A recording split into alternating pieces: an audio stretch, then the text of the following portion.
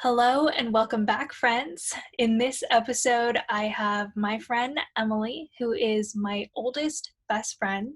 Emily and I have been best friends since we were about 12 years old, so we really kind of grew up together and spent a lot of our formative years together. So, needless to say, we know each other very well.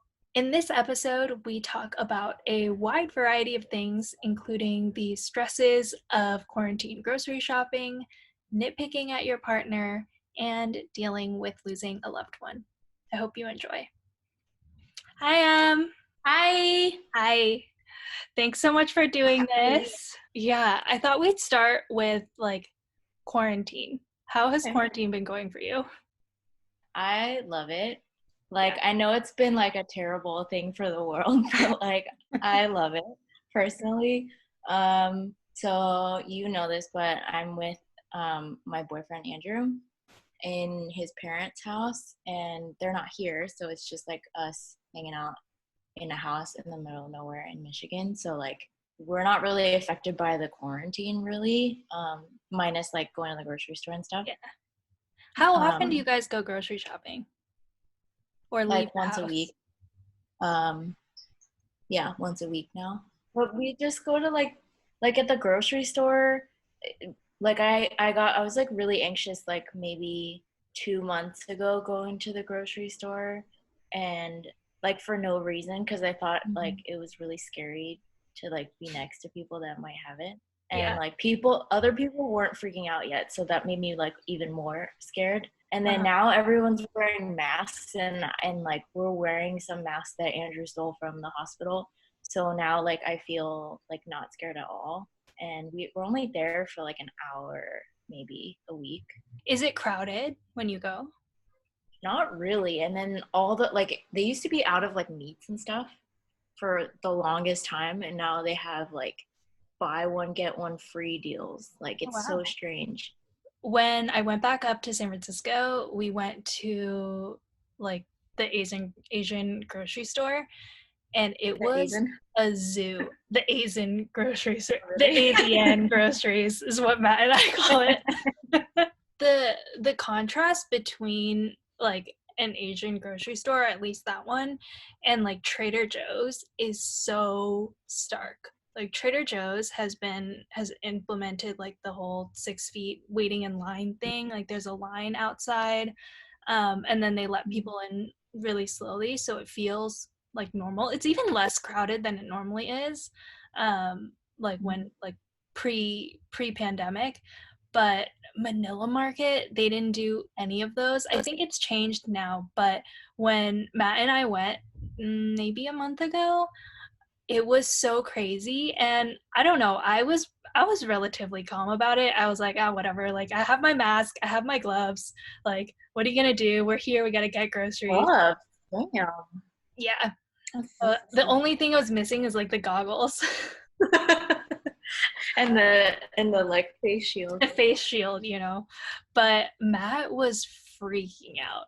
I don't know. He was a lot more anxious than I was. And I think just when Mhm. I'm put into that situation of quote unquote high stress, because there were so many people around, I was like, all right, we need to Mhm. get this, we need to get this. Let me just go Oh, grab it and same. That's whatever. me. And Yeah. Matt was there, oh my God, there's so many people. Like, maybe we should let's cut down our list and whatnot. And I was just there okay, you know what? Just let me do it and wait in the car. It's fine. But just because he was very, very anxious. So I was like, just wait in the car. I'll get our groceries and then I'll meet you in the car. But that didn't happen, obviously.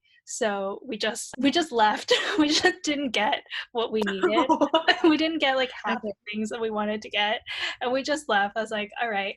And the funny part is that a week later, once we were back in LA, I was Skyping my family, and my brother was like, him and Angie, his wife, did the same thing. He was super anxious, and Angie was like, just let me do it. Wait in the car. It was so funny. We have so there was a period, I think I told you this, but there was a week where we were fighting a lot, and honestly most of it was about grocery shopping. because we would Oh. go to the store and I would start like freaking out, but I didn't really know I was freaking out about the coronavirus whole Mhm. thing. So I just like felt really anxious out of nowhere. And then and I felt like really rushed. So for example, like Andrew would go get like eggs or something. And then I would go get pasta. And then he would like get mad at me for not coming with him or something. And Oh. then I would like get it's usually coming from me actually because I would just be like, you're taking too long. Like you do not need to sit here and decide which of these sauces to get. Just get one. Like we are next to so many people. There's like swarms of people right next to us and I like need to go, you know? Yeah. And then he wasn't really getting it. Like he just want and then the worst part is that before we go to the grocery store, we like list out all the shit that we need, right? Mhm. And we have Same. this like shared note with Mhm. like Same. like checklist, right? And then we spend like I don't know, like half an hour to an hour looking up recipes to make. And then we get to the grocery store and he's just like, "Do you think we need this? Do you think we need this?" And then it's just like I'm like, "Why did we do all that preparation?" And then just like stand in the middle of the aisle and like decide for forever. That's So so that was funny. annoying. But yeah, that was like 99% of our fight that week. Honestly, I'm 100% Andrew in that situation. We also prepare a list, and I get there, Mhm. and it's not that I would deviate a lot from it, but Mhm. things just come to mind, that I didn't think about before. Oh, did I Yeah. tell you about our rice story? No. So I No. like the short grain, like Japanese style rice, right? I mean, everyone should like Yes. that. Who doesn't like that? That's Should. the superior rice by far. Anyways, Right. so we wanted to get rice because we don't have rice at home. And we're in the aisle. We're actually in line already for checkout, but it happens to coincide with the rice aisle. And so he's like, okay, which brand should we get? We're already standing in front of the rice. Um, and he's kind of hesitant because he doesn't know what to get. So he's like, should we get this one or this one? Like, what about this? And I take one look at the pack of rice he has, and I'm like, yeah, that looks fine. I looked at the grains through the little window that's on the packaging, and I said, yeah, it's Mhm. short grain. It's right. That's what we want. Mhm. Just put it in the basket. And he's like, are you sure? And it says sweet rice on it. And I don't know if you know this. I didn't know it at the time. It looks like you don't know, but when I told Susan, she knew exactly what went wrong. He's like, it says sweet rice. Does that mean it's going to be sweet? I was like, no, I don't think so. The grains look right. Just put it in the basket. It's fine. So, as it turns out, sweet rice means sticky rice. So we come home and he's like, so it says to soak this rice for like 4 to 8 hours beforehand. I was like, huh?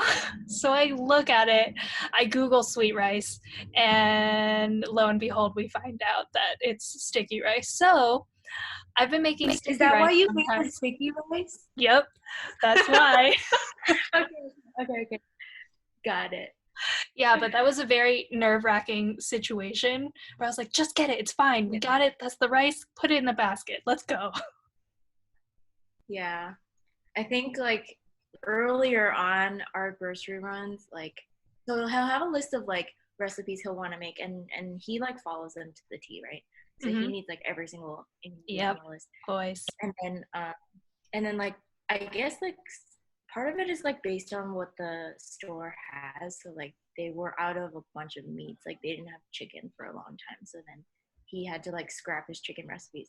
But then he'd like change his recipes like midway through grocery shopping. And then he'll just like stand in the aisle and then be like, "Oh my god, do you think we should make this?" Like completely different recipe, which needs like all different like ingredients, which is so annoying because we already went through all the like produce and everything. Like I don't want to go back. It's a big store. It's like Uh, Walmart. So that like so that was annoying. And then we got like every day it was like get into the car and fight about yeah. About the whole recipes thing, I know you and I have talked about this before, but what is it with guys having to follow a recipe to the T? I think it's maybe just like lack of comfort in the kitchen, and not knowing how to substitute ingredients or be okay without something? I think so. It could be a guy thing, like needing to be exact about everything. But like, so I mentioned that whole conversation to Andrew, Oh, and he was like, he didn't even say anything, so I didn't know that he like reacted. But now, like, ever since I said that, he's been like tweaking recipes for no reason. Like, he has the ingredients, but he's like tweaking it. Like, he's like, oh, I'm gonna use like I'm gonna add some like mirin randomly, and I'm like, oh my gosh. okay, like to make it sweeter, and I was like, okay, but it That's works. so funny. That's so funny. So, speaking of Andrew, let's get into that a Mm-hmm. little bit more. Like, you and Andrew have, how do I phrase it? Like, at least you guys have the intention to get married, right? How Mm-hmm. did that solidify? How did that come to be? Kind of tell us your story, I guess. Okay. I would say, okay, so I'm gonna talk about his end and my end. So Okay. his end, like when we met online, on Coffee Meets Bagel. At the time, he had been like, he calls it serial dating Uh-huh. because long story short, he was basically taking a year off between his med school years. So he actually got his license like a couple days ago. So he's like a real Nice. doctor now. Awesome. Anyway, so he was like between his third and fourth year, I think. He took a year off to like travel and play poker and stuff. He's like a semi-professional poker player. Mm-hmm. Um, and so on his year off, he was like, I think he's got to be like a romantic deep down because he was like, I'm not gonna get time to date once I'm in like in residency and in my fourth year and then like as a doctor. So he's like, I have to like do this now. Like I need to go on the apps and like just get it Man on, on a mission. And so then, yeah, so which was like a good idea, honestly. Mm. Um, so then he was like going on all these dates and he would like tell me about them actually. But so he kind of had the intention, and he's like 29 right now, Mm. about to turn 30 in August. So I feel like he's kind of like at that age where he's thinking about it more.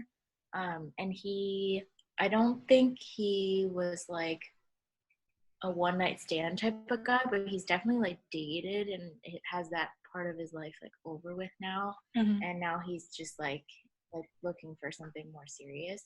And I've always looked for something serious, you know me. Mm-hmm. I like I don't necessarily like I didn't want to get like married earlier, but I'm not the type of person to like be in a bunch of like meaningless relationships, you know? Mm-hmm. So that's kind of what I was looking for. And then um I don't know, when we started dating, it's just like it just worked out really well. And then like our families really get along. So then marriage was kind of like natural topic of discussion. And I am your age, I'm 25.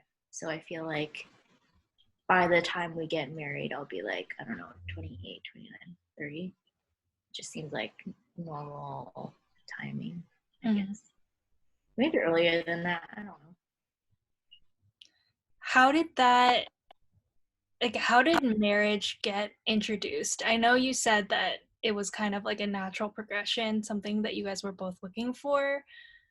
Was there, if you can recall, like the first time you guys talked about it or kind of brought it up, like what did that look like? Mm, honestly, don't remember, but I feel like most likely he brought it up. He was the first one to say I love you. Did you know that? I don't know. He Maybe. I think I probably told you, but Probably. I think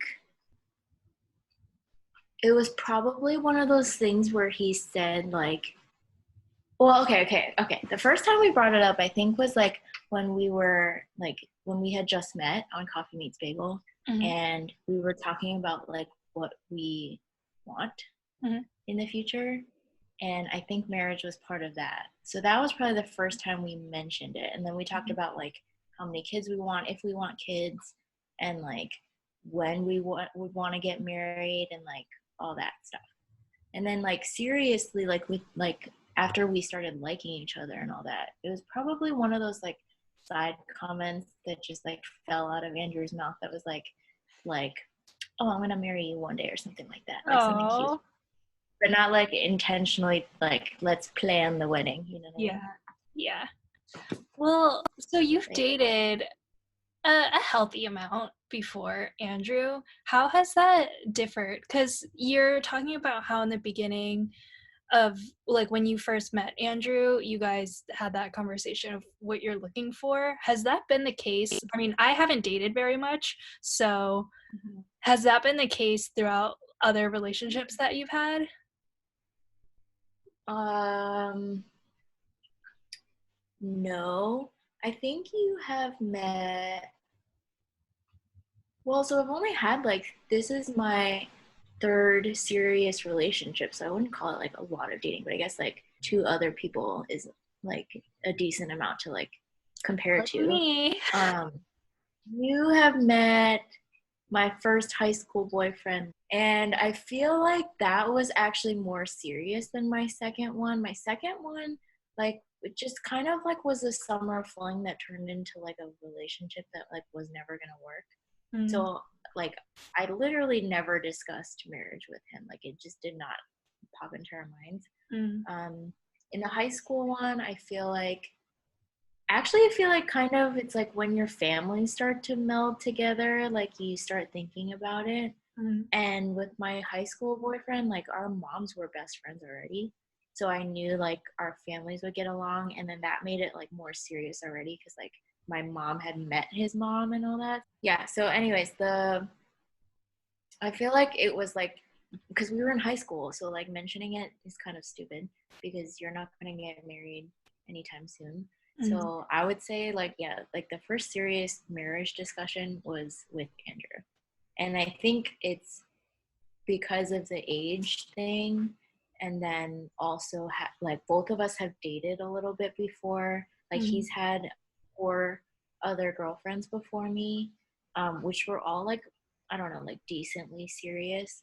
And so we all like have I mean we both have like comparisons, and we like know what we're looking for. Yeah. um, and I always say like having other relationships before the one that you land on is like really helpful because honestly, like I don't know if you know this, but after I broke up with my second boyfriend who was not that serious, like I had a moment of clarity where I was like, I like do not want that.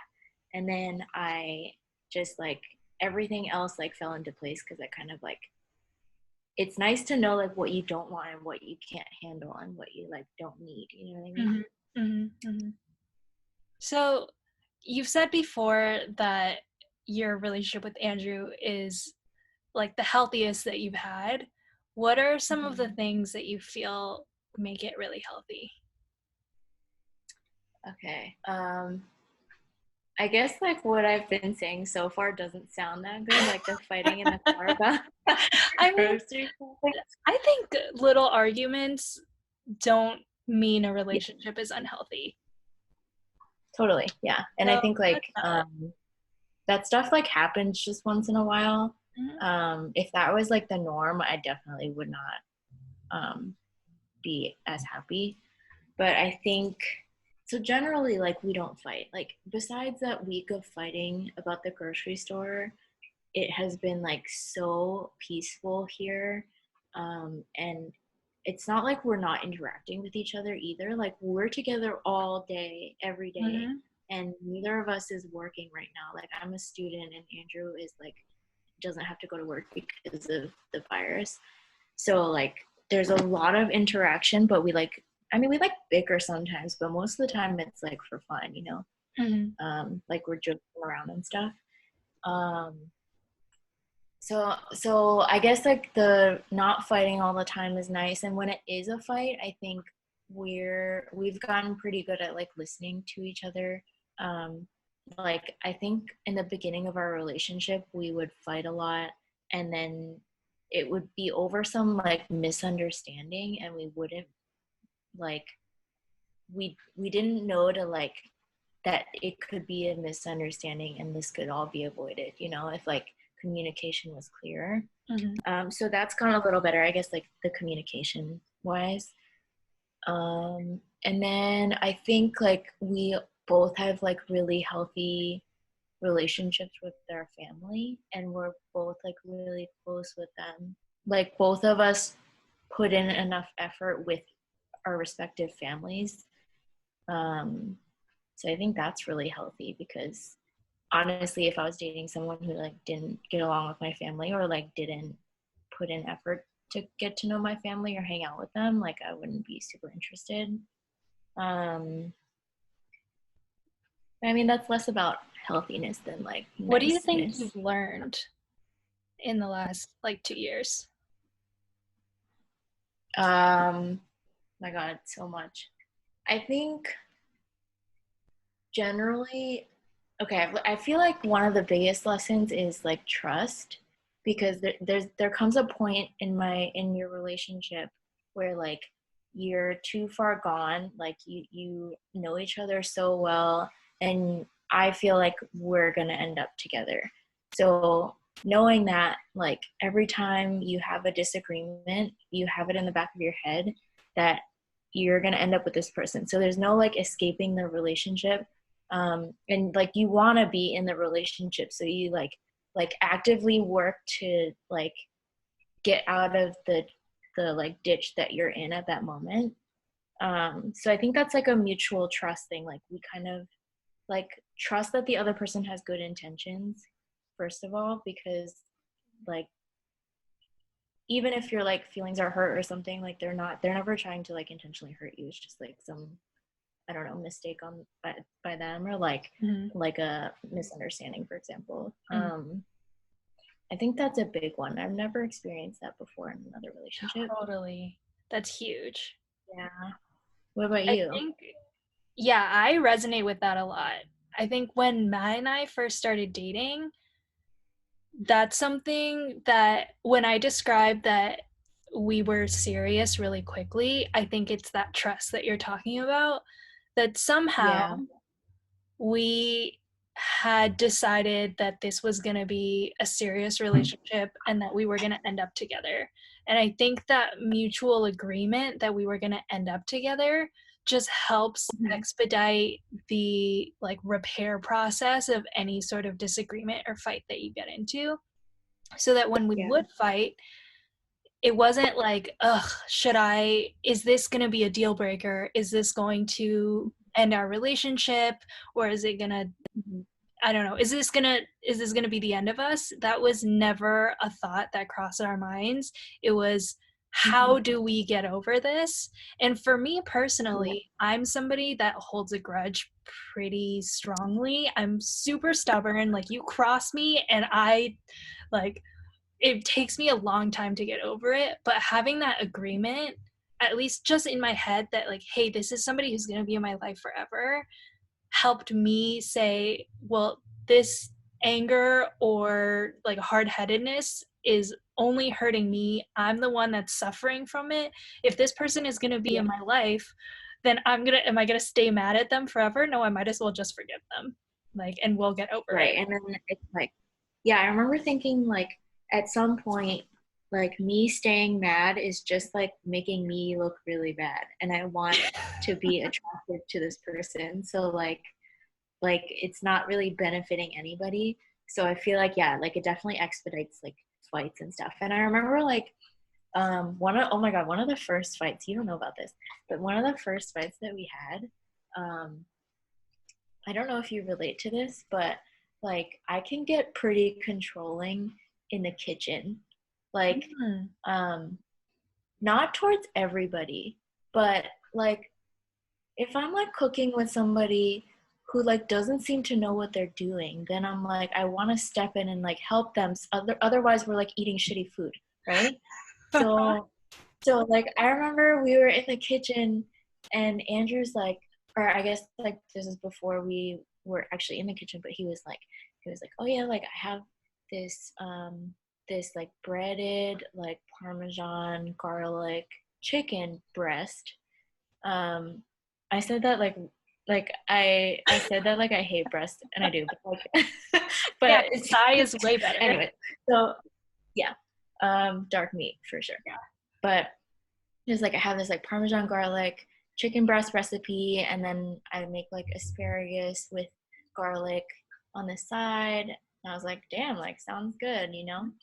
And then he was like, yeah, like my I've made it for all of my friends. They like really liked it. And at this point we had been dating for maybe like, I don't know, 2 months. And Okay. so I'm like, I don't know this guy. Like I've never had his cooking. Like, can I trust his friends? No. And so I but that wasn't even part of it though. Like Okay. he started cooking, and I just feel like he was kind of winging it. And then he'd ask me like, so basically he made this like the crust of the chicken, he put like breadcrumbs and parmesan in a bowl, and then he was like, do how much like seasoning should I put in this? Um and another question that made me think that like, I don't know, he like didn't know what he was doing. Um, I don't know why I thought that, but anyways, something about breading, and I was like, you don't know how to bread things. So then I was like, so then I started getting like really nitpicky, and I'm like, you should do this, like you should do it this way, blah blah, just because like I've cooked more than him, so I feel like I know. Mm-hmm. But obviously, there's like multiple ways to do things, and I don't know, I should have just trusted him. So I get really nitpicky, and he's like, damn, like you're sassy. And I don't know why when he said that, I was like, he thinks I'm sassy in a good way. And then I was like, keep it going, like Cute. more. So then I keep like I don't know, I was like, maybe he likes like controlling girls or something. So I was like, okay, I'm just gonna like step it up a notch and like keep doing that. And, and then so that turned into like this pretty big fight where he was basically like, I want to do things my way, Uh-huh. and like I don't think you need to like step in and like control me like that, right? Mm-hmm, mm-hmm. um but yeah, that was our first fight. And then at that point, like I kind of learned from that that like Andrew is not like, because most of the guys that I've dated I feel like are pretty easygoing. Not that Andrew's not easygoing, but I think he doesn't take shit, you know? Mm-hmm. And like I can be like really like when I'm hangry or like anxious at all, I just get like really like nitpicky is the main thing. And so I've never had a guy like tell me that that's not good and that they don't enjoy that, and that like the more I do that, the more like that they feel like not like unattracted to me, but like, you know, they're like not into it. Mm. And like for them to call me out on that is like great, because I've never, including family, I've never had anybody like tell me that they just want me to stop, like, you know, and like snap me out of it, because sometimes I just go down this like downhill, I don't know, slope of like when the more annoyed I get, like the more I nitpick, and it just like gets out of control, and everybody around me is like annoyed, you know. I don't know if you've ever experienced that for me, but it just I happens that don't I know get if I super. have, but I think maybe because you and I are extremely, extremely similar, and I think we have Yeah. similar standards and tastes for certain things. For example, like when we do dishes, we've talked about this Yeah. before. When you're done with the dish, you put it in the sink and you put water on it You so it's soak easier to it. wash later, Yes. right? Duh. But I'm totally Oh, the same. I was gonna ask you, like, how do you not do that? Because I definitely still do that a lot. I think Matt has called me out on it just a couple times, and only more recently because if he's in the kitchen like cleaning or cooking and I'm just on the other side and I'm kind of observing like, yeah, yeah, yeah. "Okay, what That's are when you you know it's not good. doing?" And then he does something and I'm like, mm-mm, not that's not the Yeah. right way to do it. I was like, you're supposed to do it this way. um Yeah. I think, I don't know if you feel this way of how you became like that, but I think that's from my mom. because you know my mom, Probably, she's yeah. she's very picky. Actually, we have a joke about the, about like the right way to do things because her and I have Yeah. basically the same standards. But the best example is with the kitchen towels, right? So in our house, I don't know if this is just like a Chun family household thing or if it's normal, but we have two towels. We have the hand towel and we have dish towels, which are used for Mm-hmm. different things, right? Obviously, the hand towel is for your hands and the dish towel gets used a lot less. But if you need to dry the dishes, like wine glasses, for example, you dry it with a dish towel so it doesn't get like the watermarks on it, but used a lot less frequently. So when my mom and I are home together and one of us, because we slip up, one of us accidentally uses the dish towel to dry our hands, my mom and I will be like, eh.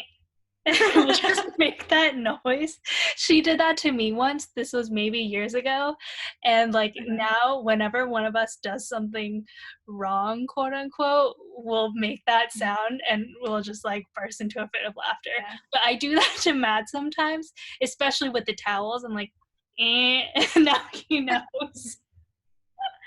Yeah. I mean that like that's I feel like that makes it kind of like a joke, which is Yeah. good. And I don't do that. Like I okay. Here's an example. Recently, since we've been hanging out so much and Mm, like spending all our time together and cooking a lot, and he's actually been getting more into cooking. Like he's always liked it, but he hasn't had time to do it a lot. So recently he's been cooking a lot. And one thing that bugs me to no end is when he uses non-stick pots, but like uses a, a metal spoon oh, on yeah. it. It destroys the pods. Yeah, 100%. And you know it when you hear it. Like it just does not, it doesn't sound good. So then I'll like keep telling him things. And then I've like in the beginning I was like telling him every single thing. I was like, you're doing like, I don't know, you should not use a metal spoon on cast iron. And I try to be like all sciencey about it and be like, the spoon is just gonna dig into the nonstick and then the nonstick is not gonna be nonstick anymore. Yeah. But that doesn't work on him. It just is still nitpicking. Mm. And then so I'd like point out every single thing, and then he would like get really like frustrated with me, obviously, because think about if someone was doing that to you, and you're just trying to like live your life, Yeah. I would be annoyed too. And so he'd be like I just want you to consider like what that would feel like if somebody did that to you and if you would like it. um and he's just like sometimes you can just let things go, right? Which is true. It's Mm-hmm. hard, but like I think if you're like conscious about it and you like really notice every time that you like criticize someone else or even comment on someone else, even if it's like not that negative, it still like doesn't sound like something positive. Mm-hmm. So I'll kind of just like censor myself and be like, is this a big deal? And if it's not a big deal, or if it's something that I've said before, that I don't really need to say again, or like maybe he just forgot this one time, like I'm just gonna let it go. And then if it keeps happening, I'll like bring it up again. And if it's like a really big deal, if it's not a big deal, like it's just a control thing for me, then like I really do not need to be saying it. So Mm-hmm. I think it's just like censoring yourself. Like him tempering me on that is like part of what makes it a good relationship, because Mm-hmm.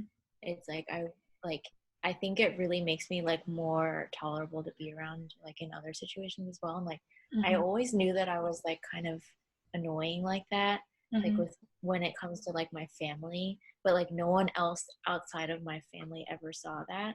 Mm-hmm. um and so I feel like if he's able to like make me realize that about myself and then like help me fix it, um and then I help him in other ways as well. So I think I would say that's one of the healthiest parts about our relationship. Yeah.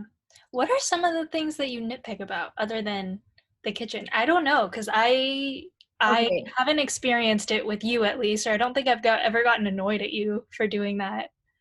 One of the things that I nitpick about, nitpick him about, is pronunciation on things. So like Dude, so like me earlier, me yeah, all the yeah. time. There's like a million of these things I think that like we could probably like both say that we do. But for example, and he's like really bad at it. Like I would say worse than normal. Okay. Which is bad because he's like a doctor, so he says he like mispronounces drug names all the time. Um, but so like earlier he said haphazard because there's like a Oh, ph in there, uh-huh. and he thinks for some reason it's pronounced an f. But Uh-huh. like the thing is, he doesn't um he doesn't correct himself because he just like doesn't care that it's pronounced differently, Oh. um which is frustrating for me. But I'm also like, I don't know, I guess like you can sound dumb if you want to, right? Like, You can sound dumb if you you know. want to. And then, oh, okay, so this is one that I thought was really strange.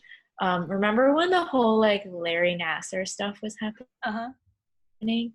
Yeah. So he goes to Michigan State, and Larry Nasser was like really well respected at Michigan State. So it was like big news. Like one of his friends like um, testified against him and stuff. Oh, wow. Um, so then he would be like Dr. Nassar, and I was like, oh, like that must be how it's pronounced because like Mm-hmm. he knows the guy, like he knows of him like Mm-hmm. personally. Um, and then I hear on the news that his name is like in the court videos and stuff, they call him Larry Nasser. So Mm-hmm. one day he mentions his name and says Nassar again, and I'm like, babe, I think it's Nasser. And then he's like, the first time I did that, he said, no, I think it's Nassar. Okay. And then I was like, okay, I just believe him. Yeah. And then the second time, I was like almost 100% sure that it's actually Nasser. Like Uh-huh. Larry Nasser pronounces it Nasser, right? Yeah. So then I was like, I think it's Nasser. I'm like pretty sure it's Nasser. Yeah. And then he's like, I don't know, I pronounce it Nassar. And I was like, it's not even your name. It's like someone else's name where there's like 100% right way to pronounce it, right? And That's so I was like fun. dying. Like I was like, it doesn't make sense. Like I'm done. I can't convince this person to pronounce like someone else's name correctly. Then it's like over, you know. Yeah. It's like That's stuff like that. hilarious. I definitely do that too. I think one of the reasons that I'm so adamant about these things is, again, it's Mhm. going to sound like I'm blaming my mom, but my mom, like, to the outside eye, like within, not within our family, her English is perfect, right? I don't know what you think about her English, but I think it's pretty good. It's not her first language. Sometimes like she'll mix up some grammar things, but she doesn't have an accent at all. Like she sounds like a native English speaker, right? But to her, like she holds herself to a very high standard. So when she gets phrases like idioms wrong, like she wants to be absolutely perfect, right? But like I've grown up hearing certain phrases from her and I just think they're right because that's the way I've grown up hearing them, right? Okay, for Uh-huh. example, we're going to go on tangents, but for example, my mom used to say mine as well instead of might as well, like might as well. So I grew up thinking that it was like mine as well. So I would Uh-huh. say that when I was younger until I said it out loud once and it was like an epiphany. For some reason, I was like, yeah, might as well. And I said it correctly because I think I had read it so many times. And I was like, is that what mom has been saying this whole time? And Uh-huh. so I went to her and I was like, Mom, did you know that it's might as well and not mine as well? And she's like, oh, really? So she's like, man, you have to tell me these things. Like I'm saying all these things wrong. Another example was she'll say already instead of alrighty. And so I Oh. pointed that out to her, right? I don't know if now you would ever hear if you think back to some of the things that she said, but she's made it a point to me to say like correct me when I say these things wrong. So I correct her, but then now I correct everybody else too. Yeah. So when Matt says something wrong, I'll correct him. Actually, Yeah. this happened today. Uh-huh. So when you take something out of the freezer, like meat, for example, before you cook it, you need to defrost it, right? Um, but for some reason, he always says melt instead of defrost. He's like, oh, I just need to melt them. I'm just like, that is not the right word. And I've corrected him on it so many times just because I don't know, it's a pet peeve of mine when if you don't use the right language. So Yeah, 100%. we were making scallops, or he was making scallops today, and he's like, oh, I just need to melt them first. And I'm like, dude, you don't melt them. That's like a completely different thing. But it's funny because he just pointed out today that the reason he says that is because in Cantonese, I don't think it's applicable in Mandarin, but in Cantonese, it's yong, which means melt. But I guess it also means defrost in Cantonese. I was like, oh, I guess that makes sense. Like, I never But knew he's that like an English speaker. I mean, he's a native English speaker. That's not an excuse, really, Yeah. but No. I was like, it kind of makes sense, but still, it's definitely defrost, you know? Yeah. So does he like say defrost ever now or no? No, I correct him on it often. So today he's like, I'm gonna melt this. I'm like, you're gonna what? He's like, I'm gonna defrost it. And I'm like, okay, Uh-huh. yep. Yeah. No, and then you can do that, and more likely than not they'll be in a good mood. But like if someone is not in a good mood and you nitpick them, like it is probably the worst thing you can do, and it must feel like shit. Like if For you're sure. already in a bad mood and but I definitely don't do it if he's in a bad mood. I will not correct. yeah, I was like like, you yeah, do whatever you want. You put the dishes in the sink with the crusty thing all over it. Don't rinse it. It's fine. yeah, I'm yeah, not gonna touch it. yeah, yeah. So Anyways. switching topics. This is actually something that I've been wanting to ask you for a while, Ooh, and I've okay. been kind of waiting for a good opportunity. So if you're willing, we can do this for the internet, but it's like kind of a heavy topic. And It's it's about my about your mom. mom. Yeah, So we can do like it. Yeah, it should be fine. yeah. So context is you lost your mom like 2.5 years ago now, right? How did you know that? Yeah, 2.5 years ago. Yeah, I remember because, like, I remember when you told me, and it was like I was stuck in an airport in Paris, and I was like, holy shit. But yeah, Yeah. I remember. You're definitely the closest person in my life who's lost someone so close. So it's a whole new experience for me being able to, like, handle that situation. And I'm sure it's new to a Mm-hmm. lot of people too. Like, I'm curious like when you were going through the aftermath of like slowly reintegrating yourself back into like your quote Mm-hmm. unquote normal life, and you had made an announcement on Instagram, and like friends were starting to like send messages and like talk to you about it, and it was a while before you Mm-hmm. and I talked about it too. Like what were some of the things that, like, if you were to give guidance to people who are like, I suppose in my situation, what are some of the things that like were not helpful for you to hear, and alternatively what were some of the things that were helpful? Because I know you had talked about like somebody saying that, oh, like I lost my grandma too, like I'm so sorry, and I Yeah. understand how that might be like a really maddening experience just because obviously it's your mom, it's not Yeah. the same, plus you're so close to her. Mhm. So I want to hear from you like what that's like.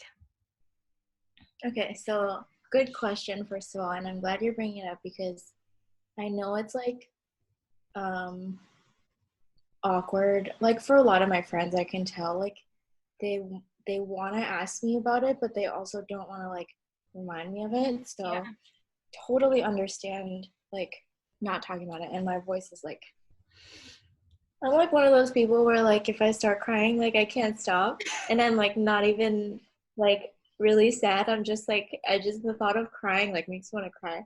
Yeah. Um. Oh, okay. So I feel a little better now.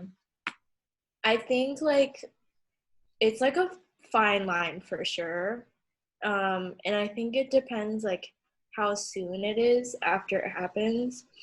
Because, for example, like right after my mom passes, I don't necessarily like want to talk about it that much, because like at the time there was like so much shit going on, you know.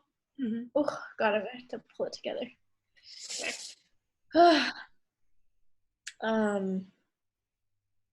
I heard like clearing your voice helps you stop crying, and also like doing this because it like stops the tears from like Really reaching your eyes or something. interesting. Yeah. I just cry a lot, so it's not even about this. I just like research this because I cry all the time. So like I think like close, like right after it happens, I would say like definitely reach out and make sure they're okay. But like I would say like nothing really past that for a while, just Mm-hmm. because like there's a lot going on. Like um there's the whole like her passing thing, where it's like you're taking care of her like 24 hours a day, and so you're like constantly around this like mess of like people coming in and out, and like a lot of emotions like flying everywhere. I remember like when she passed, I cried for like a straight like 3 hours or something. It was like so intense. um I don't think I've ever like cried in front of you about it. A little bit when I first talked to you about it afterwards, but yeah, um, well, we don't talk about it frequently, and that's another reason that yeah, this is why like I want I'm that. like I love talking about it, because I feel like I don't know. I get like for some reason like there's a lot to talk about. Yeah, Honestly, like yeah. and it's nice to like say it out loud. But like every time I talk about it, this happens. So I like don't want to do it that often. Um. Anyway, so like I would say like after it's been at least a couple months after the whole thing, after like whoever is dealing with this has like um finished dealing with like all the logistical stuff, like the funeral. Like my mom didn't have a funeral, but like dealing with her like all of her accounts and like closing them, and then like moving out of her apartment, and like dealing with all of her stuff and all that, like that takes a while. So for a while you're just like really busy, and you're like it's a good thing because you're not really thinking about like all that's happened for the most part. Mm-hmm. But then I think like past a couple months, um, I think it's a good thing to like reach out and like just offer like help. Like really, like what else can you do? Like I think you just have to ask and like be like, if you want to talk about it, I'm here, you know. um I wouldn't bring it up a lot because it's true. It like kind of just like anytime anybody mentions it, it like brings your mood down a little bit. Yeah. um and like sometimes you're in the mood for it and like to think about it and stuff, but sometimes like you don't want to think about it all the time. And like god, it's been like 2.5 years and I'm still like crying like crazy. Like we talked about this, but I've been um to 2 therapy appointments, I think, within the last year. And like the minute I walk in there, like most of the stuff, I started going to therapy because of my mom, I would say, like have some other stuff. But I feel like every time I go in there, I just like start bawling. Like I can't help it. Mm-hmm. And maybe this is different with other people that don't cry that much, but I feel like, yeah, if you bring it up to me, I will likely cry at you. Mm-hmm. So I know it's like pretty uncomfortable. Um, but I'm not necessarily like me crying right now. I'm not necessarily like devastated feeling right now. I'm just like it's just the thought of it makes me cry. Mm-hmm. So I don't know if that answers your question. Yeah, I know for you, like you said like you cry a lot, and if somebody brings it up, like pretty 100% you're gonna start crying, and that can be a little bit uncomfortable. Obviously, when somebody starts crying in front of you and like the other person feels uncomfortable, but how do you feel when somebody brings it up and you start Um, crying? Do you feel I uncomfortable? actually feel like The only discomfort that comes from this is because I know I'm gonna cry, and I don't like making people feel uncomfortable by me crying. So I don't personally feel uncomfortable talking about it because I'm like a pretty open person. I don't really like hide anything from anybody, really, unless I don't know you. But why would I talk about it if I don't know you? Yeah. But I think like when other people bring it up, I feel if it's somebody like really close to me, I kind of feel good that they're like willing to bring it up because I know it can be like really uncomfortable. But the fact that they're like willing to like sit with me through that and like talk to me about something that they know has been bothering me, then I feel really good, you know? And I listened to this podcast, I forget what it was called, but it was about grief. I can try to find that later. So I heard this podcast, and it was about grief. And I think you might know what I'm talking about because it's a pretty popular podcast, but it's about this woman who like lost her husband and remarried. And then so she was, and I think she also lost her dad like really close together. Oh, I think I might And know so what she you're was talking about. talking. Yeah. I can send it to you later. Okay. But I was recommended that episode from one of my friends. And so I listened to it, and it was like pretty mind blowing because I've never heard someone talk about losing someone that wasn't like a grandma or someone like pretty far from them. Like losing a husband at a youngish age is like pretty traumatizing. Yeah. And I remember she said something like after the person passes, you feel like it's a part of your identity. And I don't think like anybody would really understand that unless you lose someone. But like because I feel like I agree with her, like I think it's part of my identity, and I think about it a lot. So like sometimes it feels really good when someone asks about it because it's something that I think about all the time that I can't necessarily like say out loud. So like sometimes it just makes me feel um like kind of like that I'm apart from the conversation because there's like so much in my history that I haven't like told some people, like new people that I know. Would you rather your friends bring it up Than me bring it up? I like 100% understand my friends not bringing it up because I know it's like so uncomfortable. Especially if you know me and you know that I might break down at any moment, like I would be scared to bring it up too. So I don't mind being the one to bring it up just because I am willing to talk about it. But for someone who's like more closed off, and I think if you're their friend and you can tell that it's affecting them and maybe they don't even know it's affecting them like in some way, you kind of like see like inklings of their life falling apart and stuff like that, 100% bring it up. And like you'll know after the first time you bring it up if it's like weird or uncomfortable for them. Like if they don't want to talk about it, they won't talk about it with you, and it'll be really obvious. Like they'll just give you a really terse answer. So I think I would just mention it one time real quick, like, and then judge from there because I think everybody's really different. Yeah, that's good to hear because I remember after that all happened, and obviously I was like living abroad and then coming back. We only talked about it I think a couple months afterwards because we just hadn't kept like in super consistent touch, I at least for that year. And I remember coming back and I'm like, okay, I think it's about time that I bring this up with Emily and like really see how you're doing after like the chips have kind of fallen a little bit.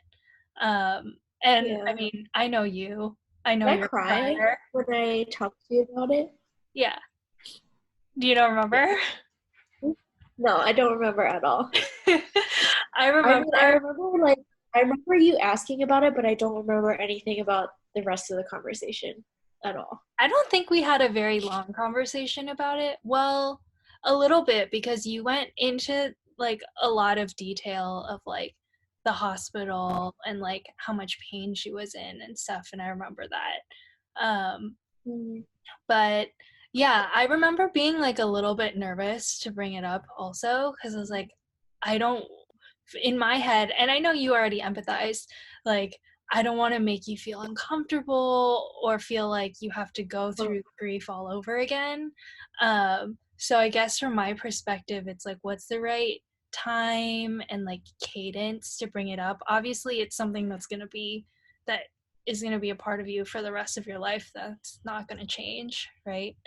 Um, but like you said, it's I think probably the not thing, something you want to think about every single yeah, day or every hour, whatever. right. Like, I think the thing that people don't realize also, like on the flip side, if um, like if you've lost someone, you know, but like you already think about it like all the time. So like, it's not that someone bringing it up is gonna like like bring it all back and they have to grieve again because they're Mhm. already grieving all the time. Yeah. It's more like say they're having a good day and like sometimes you just like get distracted by other things and like maybe you just have a day where like you don't think about it. Like even though you probably still think about it like before you go to sleep and stuff. It's like during the day if someone brings it up and you're like not ready for it or something like that. Mhm. So the other thing, and I guess this is just for me personally, I don't know if your other friends like might feel the same, Mhm. is how is it if like just for me, for example, and I've done this already a ton in this conversation, like if I bring up my mom and like I feel like our relationships with our moms are relatively similar. We're both close with them, Yeah. right? Uh, Yeah. how does that make you feel? Um, I guess I would say it depends on who it is because, like, I know your mom pretty well just because we spent our whole high school years together Yeah, in middle she school. loves you. Uh, yeah, I love her too. She's the best. And you know my mom pretty well as well. So I feel like, in a way, like you have license to do that, and it doesn't bother me at all. Like honestly, after a certain point, like when you're friends with someone like this well, like there's very little things that will bother me. Like I Mhm. don't know if that's just me or like everyone's like this, but I have Yeah. like a good like honestly it might be like two or three people that I just like they can do no wrong almost. I feel that too. Um Yeah. I mean, sometimes it's like sad, like on Mother's Day or something, like, or like if someone says something um, like your parents or something like that, or like, Mm, and most of the people in my life don't know that fact about me. So, like, for mm, example, all the people that I'm in school with right now, I don't think they know. So, mm, like, when they say, um, like refer to my parents or something like that and like or like your mom mm. um about something like completely innocent I hesitate for a second just because it's natural, but I'm not like upset about it because they don't know. And then if Yeah. you do know and you like don't catch yourself, I'm not going to take it personally because I know no one would like intentionally bring that up to hurt me. Mm. So I feel like like I really don't care if you bring up your mom, you know? Yeah, I was just gonna say that, like since it's been some time since your mom passed, and obviously since you moved to California, not right now, but before, like we've spent Mm-hmm. a lot more time together than we have in the last couple of years. Um, Yeah. and it's a new experience for me, obviously different, and I'm like I'm wondering what the right way to navigate this, how to navigate the situation. And I think other people who are in similar situations or haven't experienced something like that, like you don't want to say the wrong thing, you don't want to like offend Yeah. people and whatnot. So just, you know. It's really tough, and I like totally um I feel bad for people that like want to ask me, and I can tell that they want to ask me. Mm, Um, but I also like, I don't know, I don't like, sometimes I just like don't want to talk about it. yeah. So I don't bring it up, even though I know they want to talk to me about it. But I do appreciate like people like being brave enough to like bring it up, because I know that's like kind of like gray area, you know? Mm-hmm. Um, yeah. Yeah, that's super interesting. I mean, I'm blessed, obviously, like that we're best friends and I can ask you about these things without feeling weird about it or feeling like you're gonna not like me for what I say or don't say. So that's really Yeah. great. Thank you. Totally. Okay, well, I don't know how we can follow that with another topic that's gonna be equally as enlightening. So I feel like that's a good, that we can leave it at that. Um, this was so Okay. great. Thanks so much for all of this. It was such a good conversation, wide-ranging topics. I enjoyed it. I could do this for like days on end, Yeah, I think we could. honestly. Well, we'll do another one, I'm sure, where we can talk about some different stuff, or maybe we can do this again in 5 years and rehash some of the same topics and see how we feel about them. Yeah. Love you. Love Miss you. you. Thanks so much. Miss you. You're welcome. Bye. Bye.